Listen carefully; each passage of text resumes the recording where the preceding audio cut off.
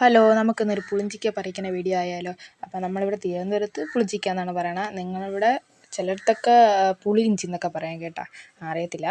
അങ്ങനെ ഇതാണ് കേട്ടോ നമ്മളിവിടുത്തെ പുളിഞ്ചിക്ക പറയും. ഇതിൽ മരത്തിൽ ഇലകൾ കാണാൻ പറ്റാത്ത രീതിയിൽ പുളിഞ്ചിക്ക നിൽക്കുകയാണ്.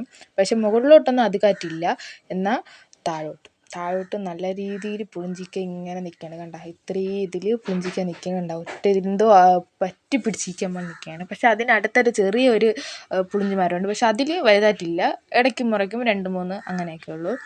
പക്ഷേ ഈ വലുതിൽ നല്ലതുപോലെ ഉണ്ട്. അമ്മ അതിൽ നിന്ന് കുറച്ചൊക്കെ പറിച്ചെടുക്കുകയാണ്. നമ്മുടെ വീടിൻ്റെ അടുത്തൊരു ആൻറ്റിക്ക് ജോലി സ്ഥലത്ത് കൊണ്ടുപോകുന്നുണ്ട്.